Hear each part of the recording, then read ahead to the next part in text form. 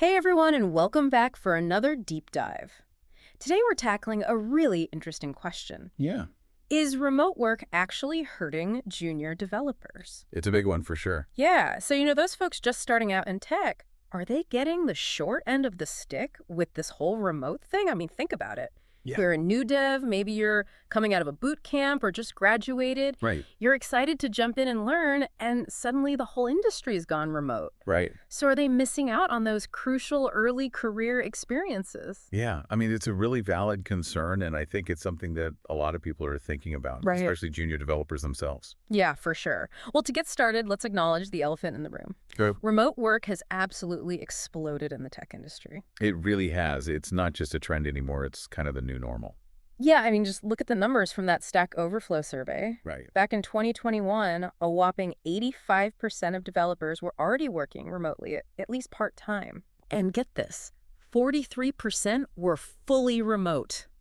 It's incredible when you think about how quickly things have shifted. Right. And it's not just the little guys. Yeah. We're talking about major players like Twitter, Shopify, Coinbase. Yeah, those are some big names. These companies have gone all in on remote work. Yep. They're not just dipping their toes in the water. They've fully embraced it. Exactly. So it seems like remote work is here to stay. It does, doesn't it? But that brings us back to our original question. Yeah. Is this really the best thing for junior developers? Right. Is it the paradise, it seems? Or are there some hidden downsides? Yeah, because on the surface, it sounds amazing, right? Yeah. No commute work in your PJs, all the flexibility in the world. Yeah. I mean, who wouldn't want that? But let's dig a little deeper. Yeah, let's get into the nitty-gritty. What are some of the things that junior developers might be missing out on by not being in a traditional office environment? Well, one of the biggest things that comes to mind is that kind of informal learning that happens in an office. Yeah, like osmosis. Exactly. You're surrounded by more experienced colleagues. Right. You overhear their conversations, you see how they approach problems. Uh-huh. You pick up on all these unspoken workplace dynamics. It's like passive learning. It's like you're absorbing knowledge just by being in the room. Exactly. And that's something that's much harder to replicate in a remote setting.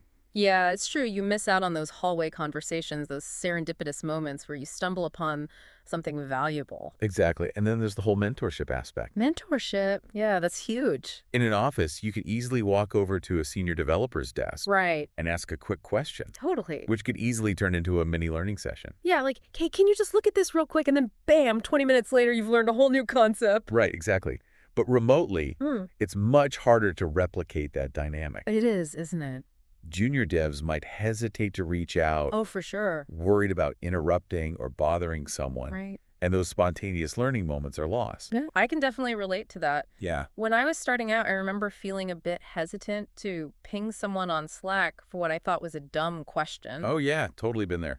But looking back, those quick questions often led to some of my biggest aha moments. Absolutely. And let's not forget about networking. Networking. In tech, it's crucial. Oh, yeah, it's everything. And it's so much easier to build those relationships face to face. Right. It's so much easier to connect with someone when you're physically in the same space. Exactly. And remote work makes it much harder for junior developers to establish those crucial connections. Yeah, you miss out on those casual interactions at a conference or just bumping into someone at the coffee machine. Exactly. Yeah. Those seemingly insignificant encounters can actually be really valuable for building your network. They can. And let's be honest. Yeah. Working remotely day in and day out can get pretty isolating. You can, especially for those who thrive in social settings Right. or are used to that bustling office environment. It's easy to feel disconnected from your team when you're not physically present. And that can really take a toll. It can't. You're not just missing out on the social aspect of work. You're also missing out on those subtle cues. Right. The body language, the informal chats that help you understand team dynamics. Exactly. It's all part of the learning process. It is. And that brings us to the next big question. Okay. With all these potential downsides, how does remote work actually affect the skills that junior developers are developing? Yeah. That's the key question, isn't it? It is. So let's break it down. Okay. How does remote work impact both their technical skills and those all-important soft skills? Well, the research we're looking at breaks it down into two main categories, just like you said. Okay. Technical skills and soft skills. Makes sense. Now, when it comes to technical skills, remote work doesn't inherently prevent you from learning. Right. You still have access to online resources, tutorials, all that good stuff. Yeah, there's no shortage of information out there. Exactly. but it can definitely slow down the learning curve Uh, without that direct in-person guidance from someone more experienced. I mean, sometimes you just need someone to sit down with you and walk you through a problem, Right. to point out those things you might be missing or show you a more efficient way of doing things. Exactly. Those are the moments that can really accelerate your learning. They really can. So it seems like the impact on technical skills is kind of a mixed bag. Yeah, it's not necessarily negative, but it definitely presents some challenges. But what about those soft skills? Now, that's where it gets really interesting. Okay, I'm intrigued. Tell me more. Things like clear communication, Uh-huh. effective collaboration, Yep. and problem solving, Yep. especially in a group setting. Right, all those essential skills that are so important in tech. Exactly. And those skills are often honed through real-time interaction and teamwork. Which can be trickier to cultivate remotely. Exactly. Imagine you're a junior developer fresh out of coding boot camp, Okay? and you're trying to explain a tangled code base to a senior developer Uh-huh. over a choppy video call. Oh boy. I can see where this is going. It's like trying to teach someone to bake a souffle using only emojis. Yikes. That sounds like a recipe for disaster. Right. And then there's the challenge of understanding the industry itself. Oh yeah, like the bigger picture. Exactly. Picking up on company culture, how projects are managed. Right, the unspoken rules of the game. All of that is much harder to grasp when you're not immersed in the environment. It's like trying to learn a new language by reading a textbook, Yeah. but never actually having a conversation with a native speaker. Exactly. You might learn the vocabulary and grammar, Right. but you miss out on the nuances and the cultural context. So it seems like remote work might be a bit of a double-edged sword for junior developers. It definitely presents some unique challenges. It does. But is it all doom and gloom? Well, not necessarily. Okay, give me some hope here. Let's not throw the baby out with the bathwater just yet. All right, I'm all ears. What are some of the upsides? Well, for starters, Yeah. remote work can actually foster some really valuable skills and traits, Okay, like what? particularly independence and self-reliance. Oh, that makes sense. Junior developers in a remote setting often have to figure things out on their own, They do. which can accelerate their problem-solving abilities. It's a sink or swim situation. It is. And those who swim come out stronger and more resourceful. Exactly. They have to be more proactive Right. and take ownership of their learning. Can't just rely on someone being physically there to answer every question. Exactly. And plus, working remotely requires you to become proficient in digital collaboration tools. Oh, yeah. Those are essential these days. They are for anyone working in tech, regardless of location.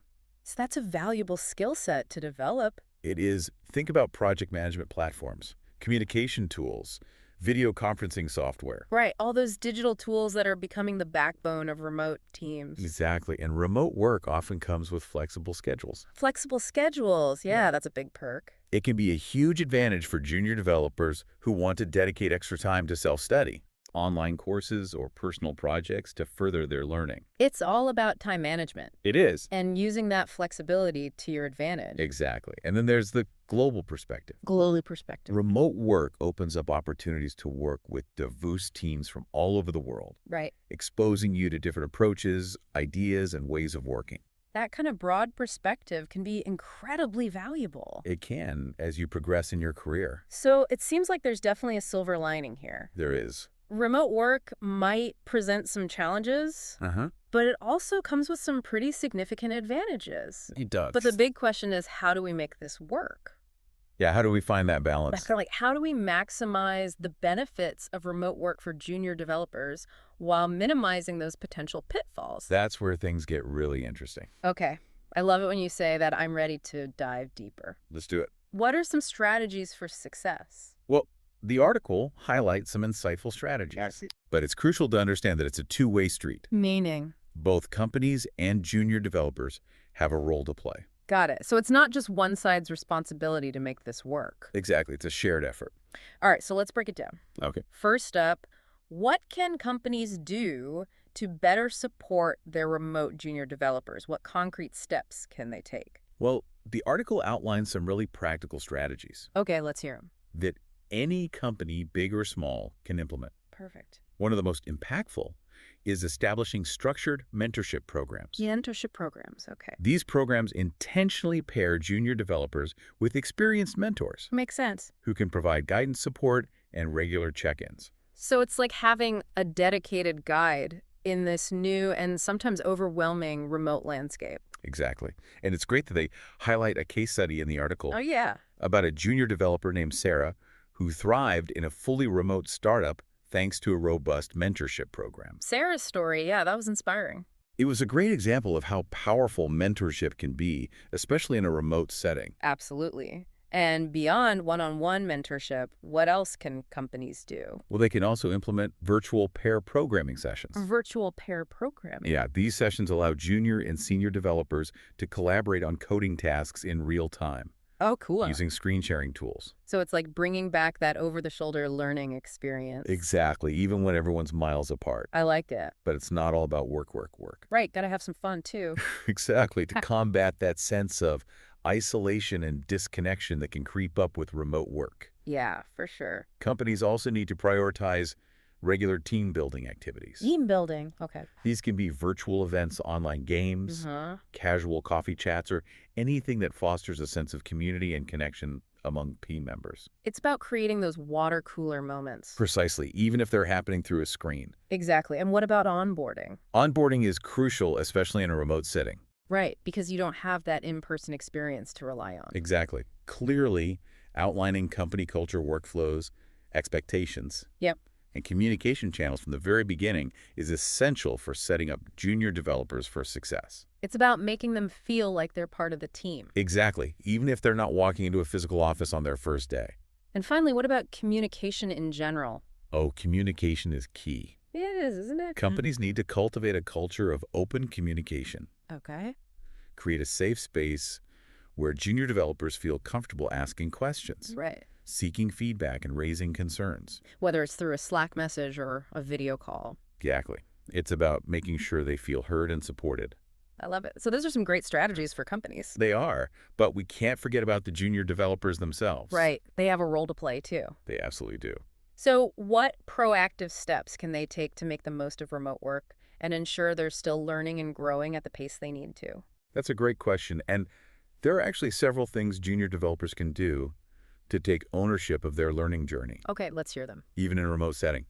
It all comes down to being proactive, really taking initiative. Okay, I like that. One of the most important things is to actively seek feedback. So don't wait for a performance review to roll around. Exactly. Don't be shy about reaching out to your manager or senior devs and asking for input on your work. Like, hey, how am I doing on this project? Exactly. Or what can I do to improve on this next time? I like it shows you're eager to learn and grow. It does, and that's super valuable, especially in a remote setting where you might not have as much face time. Right, you got to make those interactions count. Exactly. And here's another tip. Okay. Embrace online learning resources. Oh yeah, there's a wealth of knowledge out there. There really is. There are so many amazing platforms out there with structured learning paths, interactive coding exercises, you name it. It's like having a virtual coding coach available 24/7.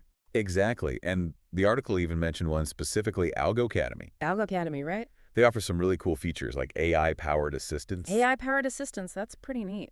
It can help you identify areas where you might need to brush up on your skills. So it's like a personalized learning experience. Exactly. And speaking of connecting with others, Yeah. don't underestimate the power of virtual coding communities. Oh yeah, those are great. Joining online forums, participating in open source projects, connecting with other developers online. It's a great way to stay connected and learn from your peers. It is. You can get exposed to different perspectives, different approaches to problem solving. It's really valuable. And even if your company doesn't have a formal mentorship program, you can create your own mentorship opportunity. Right. Take the initiative to reach out to senior developers or your manager. Set up a virtual coffee chat. Exactly. Even just a quick 15-minute chat can be super beneficial. It's like building your own personal board of advisors virtually. I like that. And finally, document your learning journey. Document your learning journey. Okay. Keep a journal. Write blog posts, or even just jot down notes about what you've learned. It's like creating a personal knowledge base. Exactly. It helps solidify your understanding, and it creates a valuable resource that you can refer back to later. I love that. So even if your company isn't perfect at supporting remote junior developers, Right. there's still a lot you can do proactively to take control of your learning and development. Absolutely. It's about being resourceful, curious, and taking ownership of your growth. I like that. So we've talked about the present, but let's shift gears a bit and look ahead. Right. What does the future hold for junior developer growth in this remote first world? What's on the horizon? That's where things get really exciting. Ooh, I love it when you say that. The article points to some fascinating trends that could reshape the learning landscape for junior developers. Okay, I'm all ears. One trend is the rise of hybrid models. Hybrid models, so a mix of remote and in-person work. Exactly. Companies are realizing that a blend of both might be the sweet spot. It's like having the best of both worlds, right? Exactly. You get the flexibility of remote work, Yeah. but you also get those valuable face-to-face interactions. Makes sense. And what about technology? How is that going to impact junior developer growth in the future? Well, technology is always evolving, isn't it? It is. And there's some really cool things on the horizon. One that particularly caught my eye was the potential of VR and AR in tech education. VR and AR, so virtual reality and augmented reality. Exactly. Imagine learning to code in a virtual environment. Whoa, that's next level. It is, you could be debugging code in a virtual world, collaborating with other developers in real time, no matter where they are physically located. That sounds amazing. It's like stepping into a virtual coding dojo. I know, right? It's a game changer for remote learning. Absolutely. And what about AI? AI is another area with huge potential. Yeah. We already touched on AI-powered personalized learning with platforms like Algo Academy. Right. But imagine how much more sophisticated this could become. Like a personal AI tutor who guides you every step of the way? Exactly. It could provide tailored instruction and support based on your strengths and weaknesses. That would be incredible. It would. And let's not forget about the importance of self-directed learning. Right. In this fast-paced tech world, you got to be constantly learning and adapting. Exactly. It's no longer enough to just graduate from a coding boot camp or get a computer science degree. You want to be a lifelong learner. Exactly. Always seeking out new knowledge and skills to stay ahead of the curve. So self-directed learning is going to be even more important in the future. It is. And finally, we can expect to see continued innovation in remote collaboration tools. Makes sense. We need better ways to work together remotely. Exactly. We'll have even better ways to code together, share knowledge, and review each other's work, making virtual teamwork more seamless and efficient. So it sounds like the future of junior developer growth is going to be shaped by a combination of hybrid work models, cutting-edge technology, and a strong emphasis on self-directed learning. Exactly. It's an exciting time to be in tech. It is. So after diving deep into this topic, is remote work ultimately good or bad for junior developers? You know, it's not a simple answer. It's not black and white. Right. There are definitely challenges, but also immense opportunities. Exactly. It all comes down to finding the right balance, being proactive, and embracing the evolving landscape of work and learning in tech. So it's not about saying remote work is good or bad. It's about recognizing that both companies and junior developers need to adapt and find creative solutions to make it work. Exactly. It's an ongoing conversation. And we're likely to see new approaches and solutions emerge as remote work becomes even more prevalent.